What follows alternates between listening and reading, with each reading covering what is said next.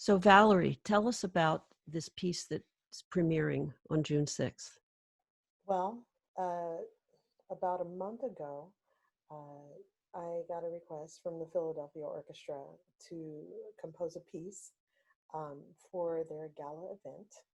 And they told me, you have about 2 weeks to write it. Wow. And so, I could not turn down an opportunity to work with such a warm and an inviting family. I was previously commissioned by the Philadelphia Orchestra to create a piece for their opening season back in 2019, and during that time, I got to um, get the instruments, the particular style of the ensemble into my ear.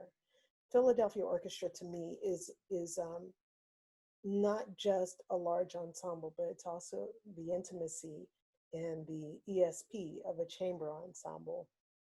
They are a big they are a big ensemble that moves nimbly like ninjas.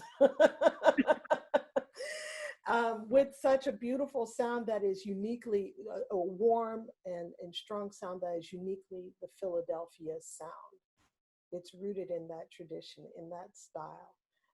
So this time around with this commission, that was in my ear, and it made um, the 2 weeks of writing it a time of absolute joy because there was a visual aspect in my mind watching the violinists, watching Erica Peel play piccolo and Daniel Natsukawa plays bassoon.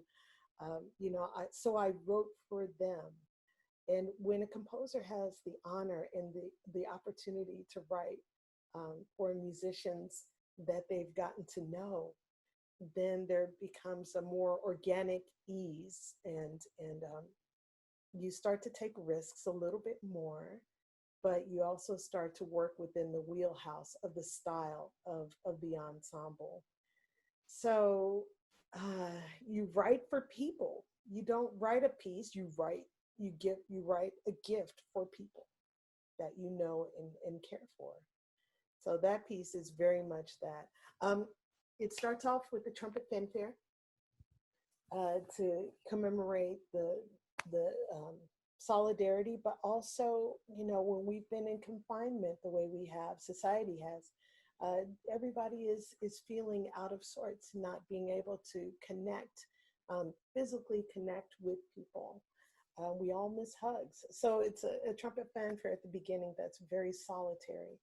But then it moves into this lush green pasture that basically talks about how Mother Nature, in the midst of this pandemic, is regenerating herself. And it's also during that time where, I want to convey this feeling of these essential workers being out there sacrificing day after day, giving of themselves. Why are they giving of themselves? Because they care. Yes, they have to put food on the table. I totally get that. But this is a vocation that you have to really have an investment in. And from there, the piece just turns into that moment at 7 p.m. where, the shifts are happening with the essential workers, and people are banging their pots and pans. And I was inspired by New York City. I've spent most of my adult life in New York City. I'm here now in Miami.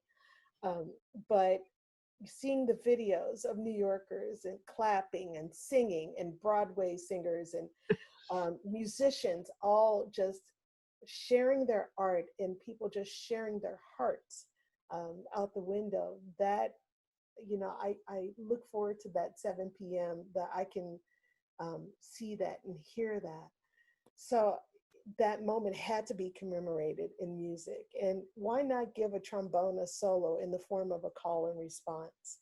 A call and response is a traditional African form where you share information, you share history, you share culture, you share news through calling out and then listening for a response.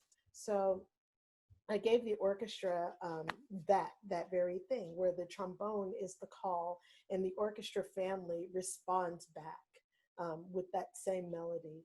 And then it goes right into an anthem that is all about our survival, a celebration of our survival, a celebration of our humanity, and solidarity.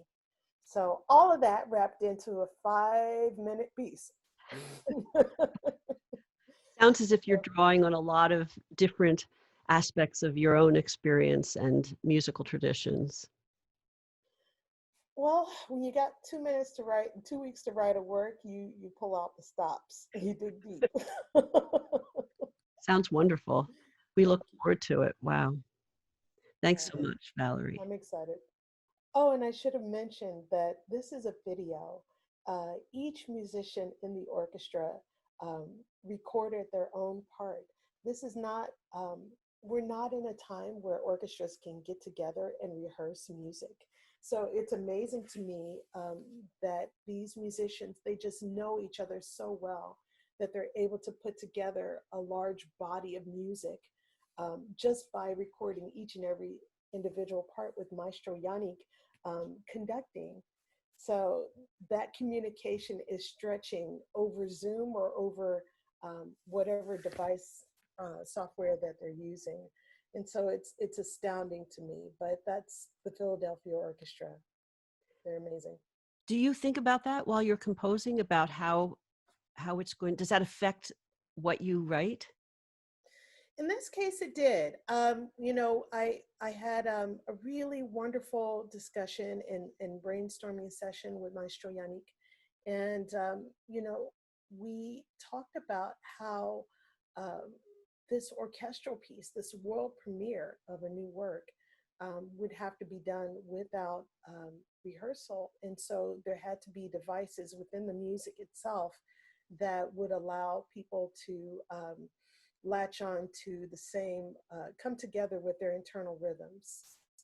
And so there's little things, road marks here and there that allow the orchestra to play together, in addition to Maestro Yannick conducting. So there's an ostinato. An ostinato is a repeated pattern that forms a groove. So the piece has a lot of groove moments to it that I'd like to think not only would aid in keeping the group together, the ensemble together, but also allows them to have fun with it. And I like to write music that gives permission for people to dance as they play it. So this is one of those pieces. And gives permission to people to dance as they hear it, probably. Absolutely. Absolutely. Let's break down those boundaries, right? That's Love great. it.